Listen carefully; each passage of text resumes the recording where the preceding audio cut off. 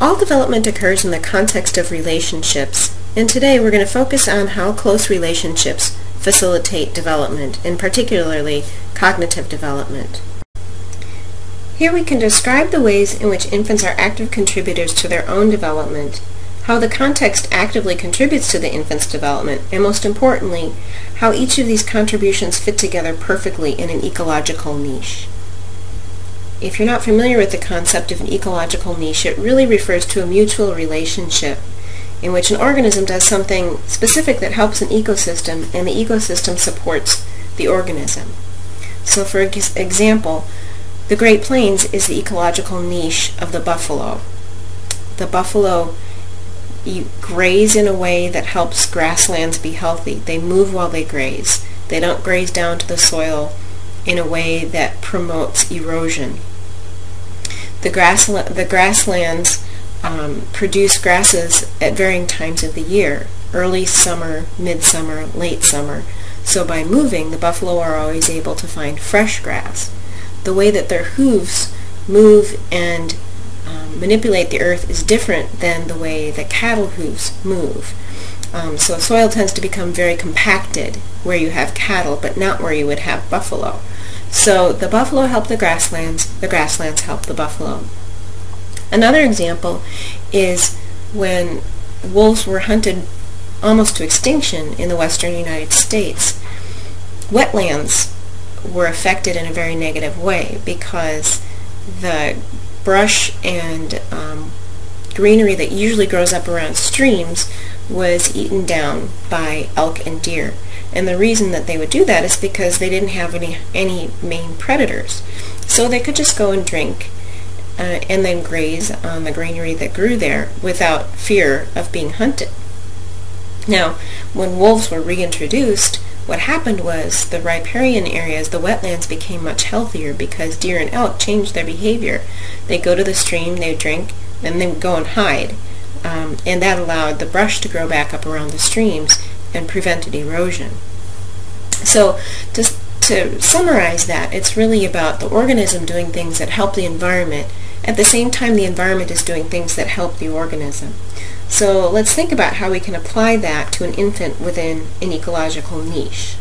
Well, one of the things that the infant comes with is innate knowledge, and the knowledge that others are like us and we are like them. Now, it's incomplete knowledge, but it's at least a foundation of knowledge, enough knowledge to know that when an adult sticks their tongue out at you and you're a newborn infant, you can imitate that. But how does the baby know that? How do they know what it feels like to stick a tongue out if they've not felt it? And how do they know that their face probably looks like the face of the person that they're looking at, even though they've never even seen their own faces?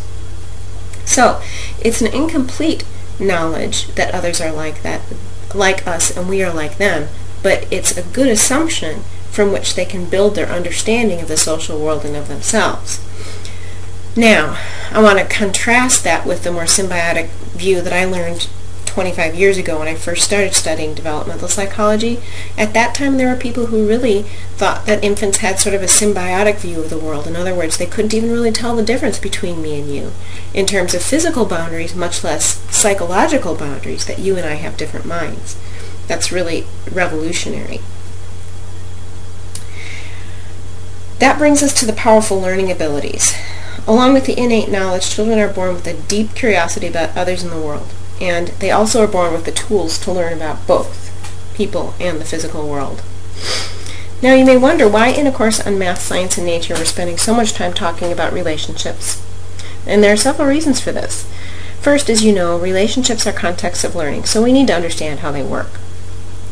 Second, infants, toddlers, and young children are scientists of relationships, and once we discover how they go about their research on relationships, we can understand how they use the same tools to research the rest of the world. Third, the role of others, adults, siblings, peers, teachers, is a key part of the system. When we understand how children use others to make sense of the world, that will help us have a better understanding of our role as teachers and how we can be most effective with children. And finally, among the most powerful learning abilities is a meaning-making system. Infants, toddlers, and preschoolers construct theories about how the world works. They make predictions, and they go about testing them. And this is a second revolutionary paradigm shift in how we understand young children's cognitive development, because you'll remember from your reading and from the previous lecture that the very idea infants and children gain knowledge in the same way that adults and scientists do. In other words, they're systematic, they use the same kind of tools, they develop hypotheses, they make observations, they test their hypotheses, is a revolutionary understanding. Now finally, to the environment, the unconscious tuition of others refers to the fact that the vast majority of adults will provide what children need, implicitly. Most adults do not need formal training to be responsive to infants or toddlers or young children in order for the children to make sense of the social and physical world. It's been going on for millennia. The case of group care in education is a different one, however, and we'll deal with that separately, but for the moment consider that with few exceptions, children gain an understanding of how the social and physical world work that permits them to interact competently with both. And speaking of both, the authors refer to the interactions between infant, adult, and the physical world as the eternal triangle. So let's deconstruct that concept and consider how it works.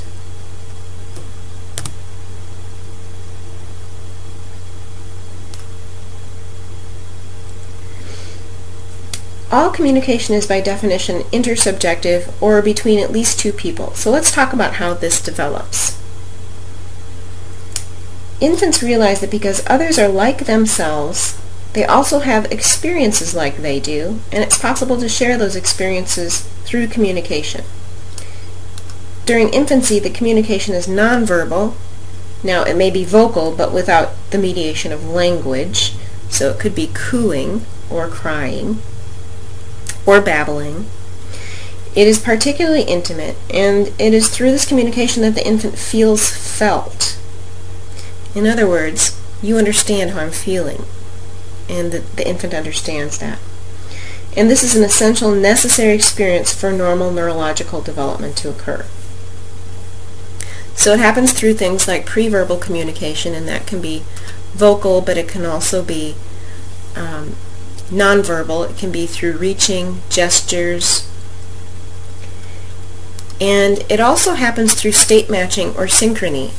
If you observe an adult and an infant, you'll see that their energy level, they match each other's moods, emotions. And even more fascinating is if you watch two infants meet each other in public for the first time. So imagine that you're at a gathering and there's a table, and one infant is at the table and pats on the table, and the second infant pats on the table, and the first infant smiles because they were imitated by the second infant, and the two of them smile, and one bounces and the other bounces. That's about the state matching and the synchrony. They're communicating on a level that lets them know that they are aware of each other and that they are feeling felt. Now, moving into secondary intersubjectivity, this is really broadening the world beyond the dyad, beyond the caregiver and the infant, or the two infants, to really encompass a focus on the world itself. So it involves more explicit communication, literally, how one person takes what's in their mind and shows it to another person, who then can have it in their mind. Really, think about it. That's what our communication is about. We're showing people what's in our mind when we communicate with them. The infant uses other minds to understand the world. This is a critical point.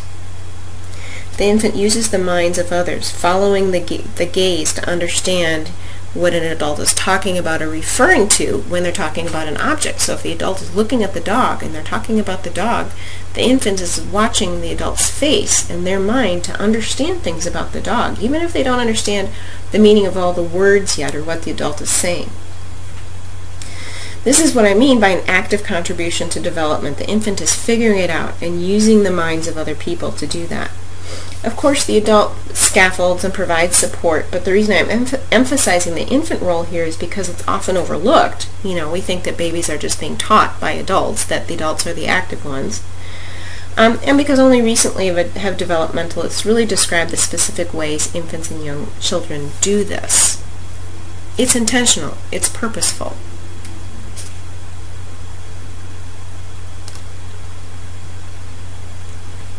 Some of the ways that they do it are through things like pointing, they're observing the gaze of others, and they're engaging in joint attention. In other words, the parent or caregiver or other is paying attention to the same thing they are. So we're both petting the dog, we're both rolling the ball, we're both looking out the window and watching the birds.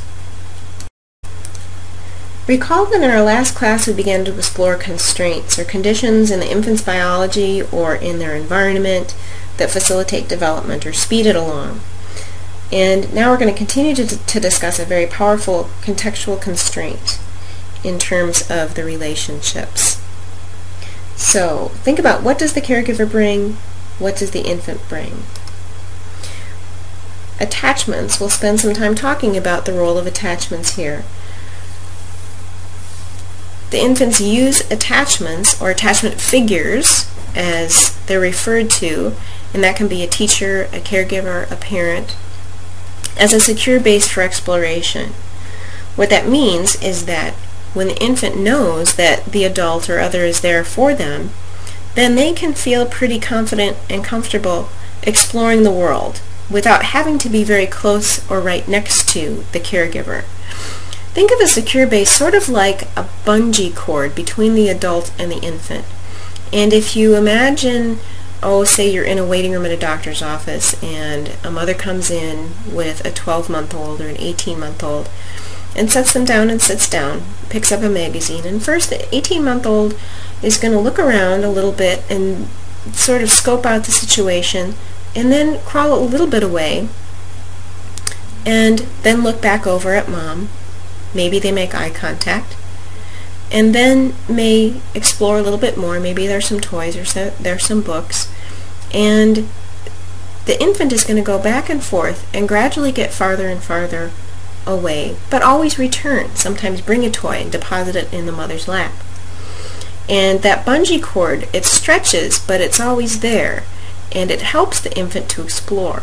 An infant who's not secure is going to be less likely to venture out, and therefore is not going to learn as much about the world, because their energy is really going to be invested in keeping track of the caregiver. In a secure attachment, the caregiver is attuned to the infant. What this means is that the caregiver knows what the infant needs at that particular moment. They know if the infant needs closeness and comfort, if they need to explore, so they need some autonomy and they need the caregiver to just sort of back off and be available. And they know if the infant needs a play partner, somebody who is going to laugh with them and play games with them. And this might be most easily illustrated when it's out of sync, when it doesn't happen. And so maybe you've been at a family gathering where somebody's bouncing the baby on the knee and the baby's getting more and more upset, but the person who's doing the bouncing doesn't seem to realize it, that the baby's not enjoying it. That would be an example of not being attuned to the infant. But when a caregiver is attuned to the infant, it's good for both emotional development, and it's also good for cognitive development, because that's really helping the infant to learn about other people's minds when they are in sync. The infant uses the caregiver to help make sense of the world and also to help self-regulate. In terms of making sense of the world, the infant looks at the caregiver's facial expressions and listens to the caregiver's voices. So in new situations or when something new happens, there's a new toy, there's a new situation, there's a new person, the infant looks at and studies the caregiver's face to understand, is this okay? Is this something I should be worried about? In your reading, some of the examples they gave were things like looking in one box and being sort of joyful and excited and looking in the other box and being disgusted. That's an example of the social referencing. So the infant's actively using the caregiver to make sense of the world. And the infant's also using the caregiver to help them to self-regulate. If the infant's upset, they're going to seek proximity. They're going to seek some comfort. And finally, the authors of your book refer to the caregiver as part of the tech support, and that's, I think, a pretty apt metaphor. So let's talk a little bit more specifically about the tech support. You're probably familiar with the concept of attachment security from other psychology or human development classes.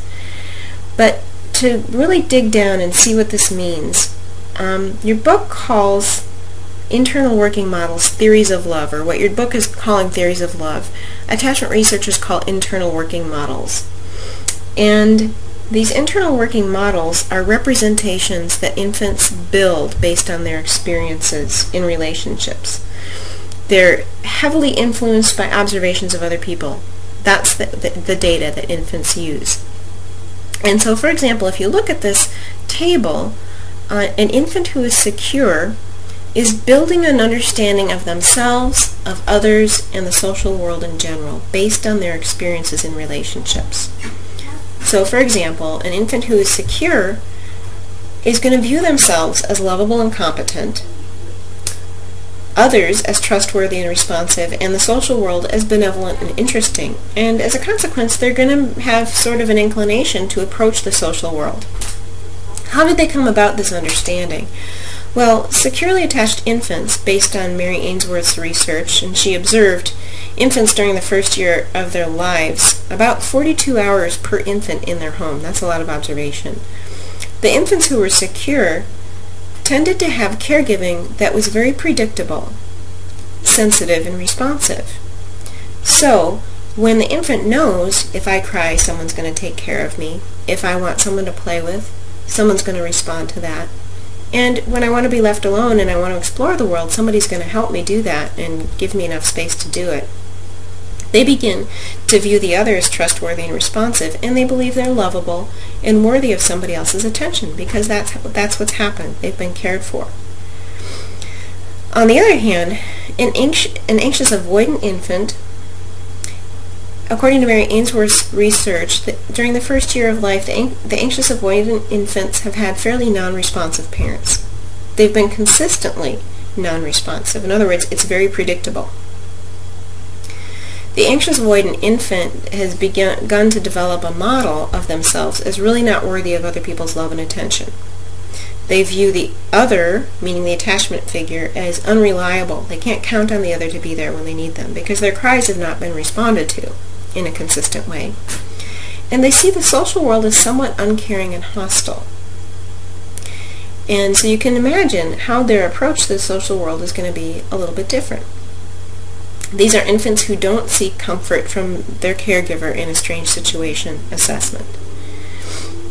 And the second category of insecure infants, the anxious resistant infants, or sometimes they're called anxious ambivalent infants, they've been responded to in inconsistent ways. When Mary Ainsworth observed in the home, what happened was sometimes the caregivers were very responsive and other times not so much.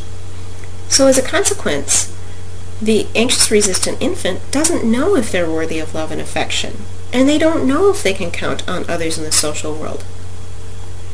You may or may not realize that these attachment categories continue to exist in adolescence and adulthood. Now, a person who is insecure may become secure in adolescence or adulthood. I'm not trying to suggest that when you're 12 months, if you're secure, you're always going to be secure, but that these patterns also exist in older individuals. And maybe to help illustrate this, think about how in a dating relationship these things might be borne out. So, a secure partner sees the other as being predictable and available, and they can communicate clearly. They see themselves as worthy of this attention and affection. An avoidant romantic partner is not going to show their affection as freely, and they're not going to provide the same level of comfort and support for their partner. Researchers have actually brought dating couples, college students, into a lab, assessed their attachment style, and then put them in a variety of different situations. And avoidant individuals don't provide sort of comfort and support, but they also don't seek comfort and support because they don't expect others to provide it.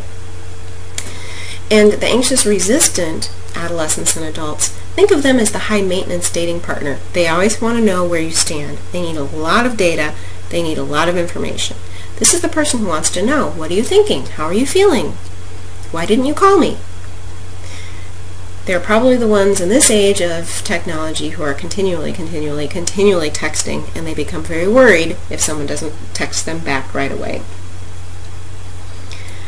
So, infants are building cognitive representations And in addition to what they're learning about the social world, attachments literally feed the brain. Children who do not have good relationships have a variety of neurological deficits, for lack of a better word. They tend to have a smaller prefrontal cortex. That's the area right behind your forehead that's responsible for executive functions. They tend to have elevated cortisol, which is a stress hormone, and that stress hormone interferes with the development of new synapses. And stress makes brain functioning go to the brain stem, which is your fight or flight response, rather than to your cortex and your higher cognitive functions.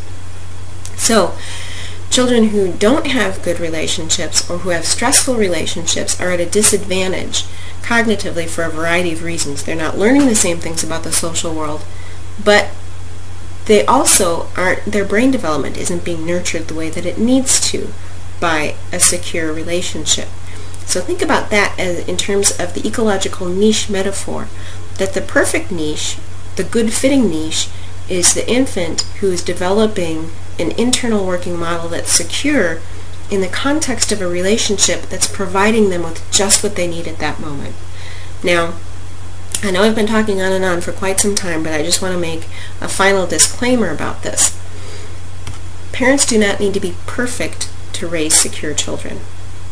Children are actively building this model, this secure internal working model, out of the whole amalgam of their experiences.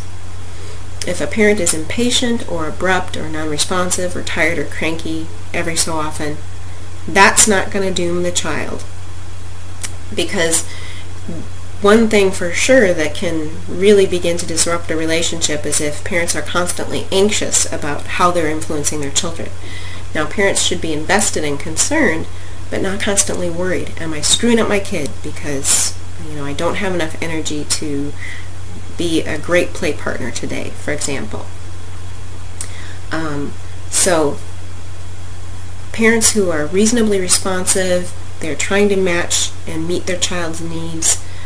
They are there when their child needs them, when they're hurt, they're hungry, they're sad. Those are the real key things to building a secure attachment. So, what are infants learning about relationships in the context of these attachments?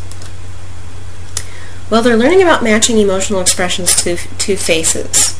And some of the examples in The Scientist in the Crib have to do with the listening to the happy voice, seeing the happy face, matching those on the screen as opposed to the sad face and matching to the happy voice. They don't do that. They are developing relational knowledge about having a preference for familiar faces, voices, and smells. They have a memory for that.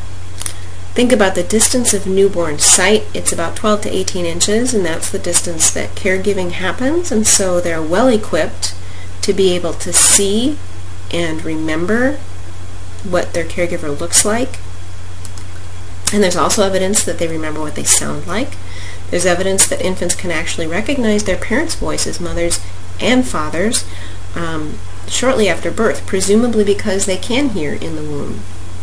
We've already talked about imitation and how that's important. The state matching and coordination of expression, whether you're talking about an adult and an infant, we're both happy, we're imitating each other, baby bounces, I bounce, and so forth. Or if we're talking about two infants moving together and getting to know each other and imitating each other. And theory of mind, we'll talk more about later, but for the moment, think about how does this help cognitive development. Infants know that when someone is speaking, their eyes look towards the object of their attention. And so they associate the word or what the person is saying with the object that they're looking at. And this really implies a deep understanding of other people and the self. And the essential question is, as I mentioned before, is how does what is in your mind get to my mind, and how does what's in my mind get to your mind? And the idea that infants and toddlers and preschoolers actually have theories about other people's minds is also pretty revolutionary. And there's some very specific ways that we'll talk about in just a minute how researchers study that.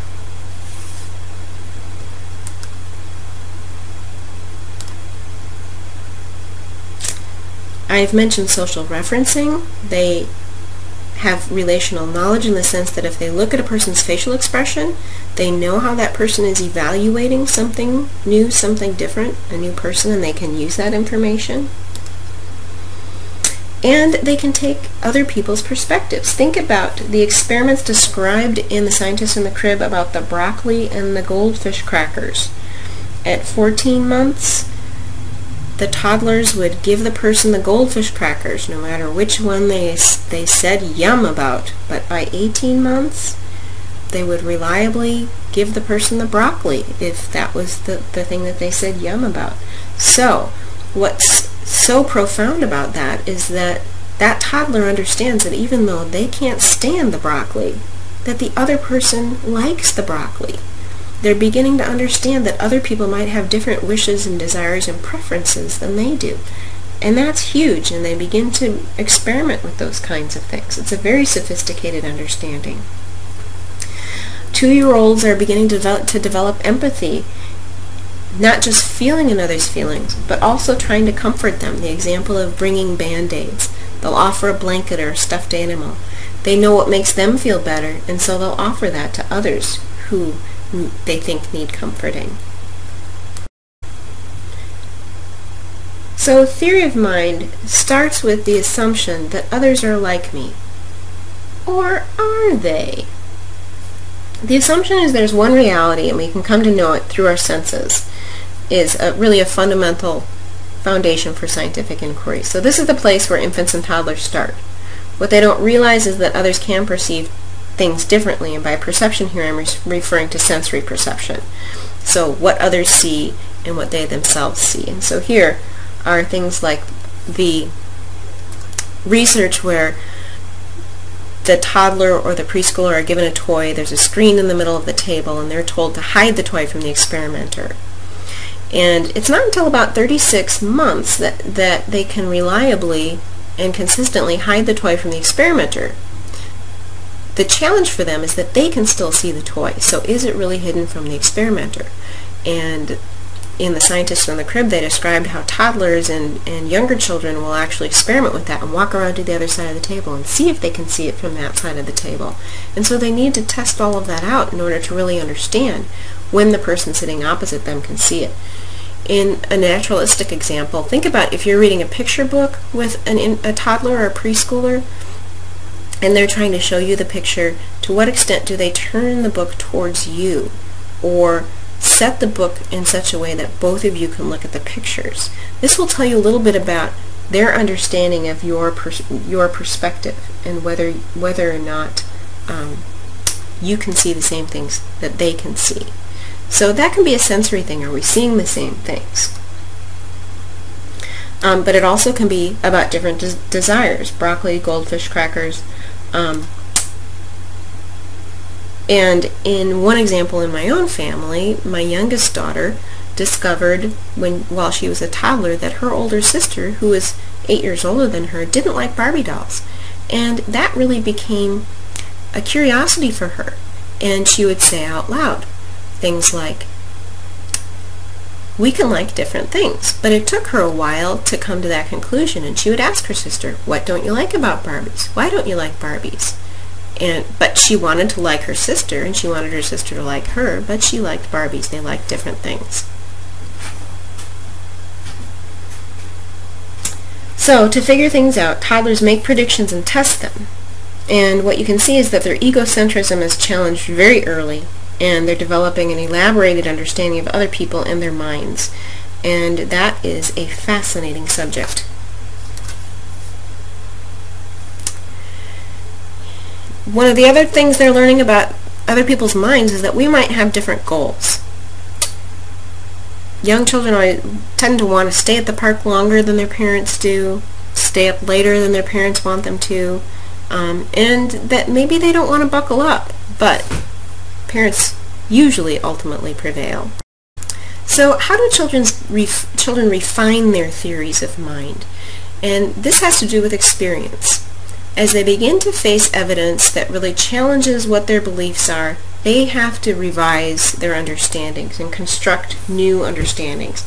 This creates disequilibrium. The new information doesn't fit the old schema. There are some examples in the book, like asking the child what they thought about the candy and the pencils. How did they know it was in the tunnel? So the experimenter was giving them systematic evidence that their predictions were false. She brought Nikki in to ask what she thought was in the box. She told him firmly that she said there were candies, not pencils, in the box. And at the end of 2 weeks, those children who were given counter evidence performed better than children who did not get the counter evidence on tests of trick items, but also on questions about other aspects of beliefs. So challenging children, creating that disequilibrium, helps them to refine their theories of mind. Providing just the right evidence at just the right time can be a catalyst for a theoretical revolution or a substantial change in the way children think about minds. And again, that process is the same as that used by scientists and adults. We typically ignore counter evidence at first when we see something that isn't consistent with our beliefs. And then, in the face of accumulated evidence, after we've seen enough, then it's no longer possible to ignore it, and a new theory is constructed to replace the old one. So, maybe I don't want to believe that there are fleas in my house. We keep getting bites. We're saying maybe it's poison ivy. Maybe we should treat it as poison ivy. We don't see evidence on the dogs. We really don't want to have to deal with that. So we're going to try to ignore the counter evidence. Actually, if you have fleas in your house, you really want to know that right away and get on top of it because it's miserable. But think about everyday situations where you can tend to ignore evidence, and it takes until you really accumulate a lot of counter evidence, then you begin to change your mind about something. Now, siblings. Siblings are very good at challenging children's theory of mind. Children with older siblings tend to master false belief tasks sooner than the oldest children in families, or only children. In other words, children who haven't had siblings. They experience more challenges to the theory of similarities in beliefs. So starting with the premise that our minds are alike, or are they? So they're challenged in the sense that siblings have their own desires, perceptions, goals, and they express and challenge their younger siblings with. So an only child or an oldest child isn't going to have the same differences of opinion with their parents as they do with a sibling in terms of sharing space, toys, goals, attention, and so forth. Parents tend to minimize the differences and really accentuate the similarities between their minds and their baby's minds.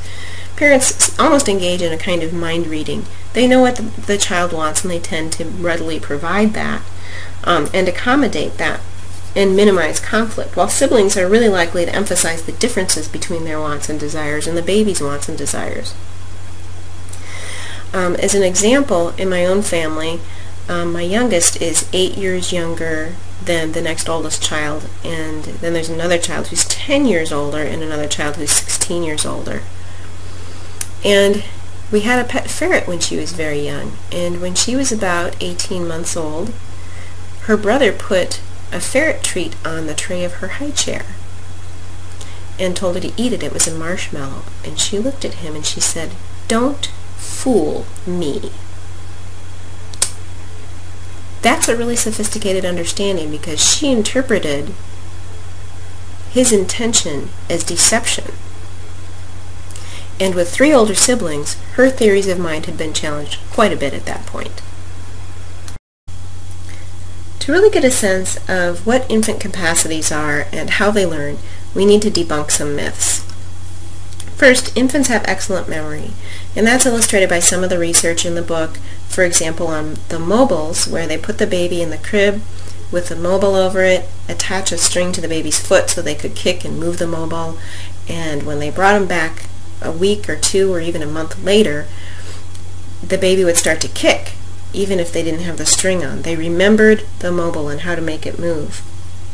The box light, the example where Andy showed the babies, 1-year-olds, that if he pressed the box with his forehead it would light up, but they weren't allowed to do it. They never got to press the box with their foreheads, but brought him in a week later, and they immediately did it when they were allowed to. So we know that they can remember over a period of time. And also the example of games like concentration. Preschoolers and early school-age kids are excellent at games of concentration, much better than adults, or most adults. Young children do not confuse fantasy and reality. Now, Santa Claus and the Easter Bunny notwithstanding, because they will only revise those theories in the face of overwhelming counter-evidence. They need a lot of data to begin to really challenge their theories about those kinds of things. But everybody's playing along in that kind of fantasy, and so it's a little bit different. Plus, we could all argue about whether Santa exists. There is a particular reality about that, regardless of what your background is. But in other words, they really understand things that happen in their imagination and things that happen in the real world and what the differences are. They are no more likely to lie or deceive than older children or adults. They're particularly bad at lying. My daughter would tell me when she was little, apropos of nothing, "I didn't swallow a dime." And it's not just the expression that they can't manipulate it to their presentation of the truth. I hadn't even asked her if she'd swallowed a dime, but this happened on multiple occasions. So, what am I to interpret from that? Knowledge guides emotion more than emotion distorts knowledge. What does that mean? It means that what you know influences how you feel about things. And there's a sense that emotion is more of an interruption or a disruption to cognitive development or to thinking, but emotion and cognition actually work hand in hand. But even taking into consideration the early competencies of infants, toddlers and preschoolers, they still have a lot to learn. And think about, what are the dangers of assuming that children are smarter than they are or know more than they do? Well, the danger of that is that we're not going to provide sufficient scaffolding to provide the kinds of opportunities they need to challenge their own theories and to continue to elaborate those and develop more accurate understandings of the world. On the other hand, what are the dangers of assuming that they're more naive than they are?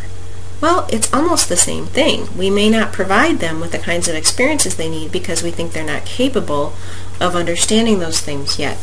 And so here's why I've spent so much time really emphasizing the importance of these things, because knowing what the infants, toddlers, preschoolers' capabilities are means that we're going to provide the experiences that fit well, that are just at the right level within their zone of proximal development to facilitate their thinking. So thinking about what the infant brings that prepares them very well for cognitive development. First, there are the innate knowledge, the first principles, the things that are described so well in The Scientist in the Crib, and the powerful learning abilities and the powerful motivation to learn, as well as the unconscious tuition of others. On the emotional side, they have a capacity for intimacy, they have psychological curiosity, they want to know about others, and they have plenty of kinfolk to be curious about. So merging these processes together really position children to combine their cognitive and emotional surroundings and their cognitive and emotional selves to learn about the world.